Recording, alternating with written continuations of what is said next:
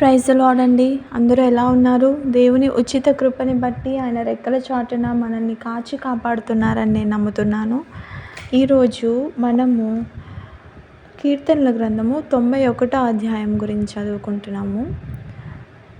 ఈ అధ్యాయము మనకి ఎలా ఉపయోగపడుతుందంటే, మనం ఒంటరిగా ఉన్నప్పుడు, లేమిని అనుభవిస్తున్నప్పుడు, సమస్యలు సవాళ్ళ మధ్యలో ఉన్నప్పుడు దేవుడు మనల్ని ఎన్నడూ విడువడని ఈ అధ్యాయం మనకు గుర్తు చేస్తుంది. అలాగే దేవుడు వాగ్దానము నిశ్చయమైనదిగా, బలమైనదిగా, సత్యమైనదిగా, మనము నడిచే ప్రతి దానిలో, మనము చేసే ప్రతి పనిలో ఆయన మనకు తోడుగా ఉంటాడు అనే భరోసాన్ని ఇస్తుంది. ఆయన తన దూతల్ని ఎలా మనకి కావలిగా ఉంచుతారు అనే భరోసాని మనకి ఇస్తుంది. మనము ఆయనను నమ్మిన ఎడల ఎటువంటి ఆపద మన దాకా రాకుండా ఆయన కాచి కాపాడుతాడు అనే నమ్మకాన్ని మనకి ఈ అధ్యాయం కలిగిస్తుంది.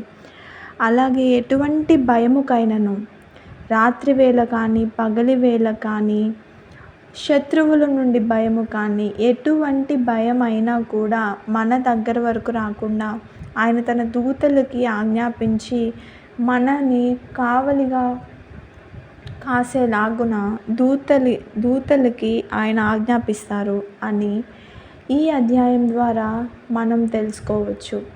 కీర్తనల గ్రంథము 91వ అధ్యాయము మనం ఇప్పుడు చదువుకోబోతున్నాము. మహోన్నతుని చాటున నివసించువాడే, సర్వశక్తుని నీడను విశ్రమించువాడు.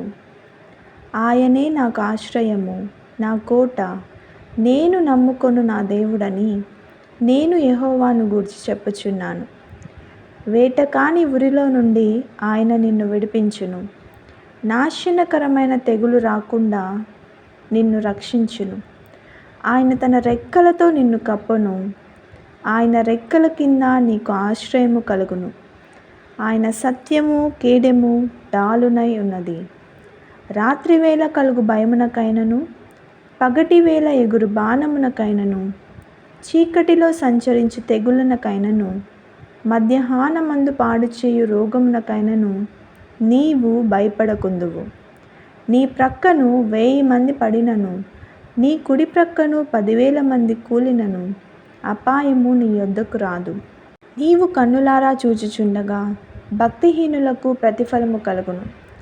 యెహోవా నీవే నా ఆశ్రయము అని నీవు మహోన్నతుడైన దేవుని నీకు నివాస స్థలముగా చేసుకొని ఉన్నావు. నీకు అపాయం ఏమీ రాదు, ఏ తెగులును నీ గుడారము సమీపించదు. నీ మార్గములన్నిటిలో నిన్ను కాపాడుటకు ఆయన నిన్ను గూర్చి తన దూతలకు ఆజ్ఞాపించును. నీ పాదములకు రాయి తగలకుండా వారు నిన్ను తమ చేతుల మీద ఎత్తి పట్టుకొందురు. నీవు సింహములను, నాగపాములను త్రొక్కెదవు, కొదమ సింహములను, భుజంగములను అనగద్రొక్కెదవు. అతడు నన్ను ప్రేమించుచున్నాడు కనుక నేను అతన్ని తప్పించెదను. అతడు నా నామము నెరిగినవాడు కనుక నేనతన్ని ఘనపరచెదను. అతడు నాకు మొరపెట్టగా నేనతనికి ఉత్తరమిచ్చెదను. శ్రమలలో నేనతనికి తోడయుండెదను. అతన్ని విడిపించి అతన్ని గొప్ప చేసెదను. దీర్ఘాయువు చేత అతన్ని తృప్తిపరచెదను. నా రక్షణ అతనికి చూపించెదను. దేవుడు తన పరిశుద్ధ వాక్యము దీవించునుగాక. ఆమెన్.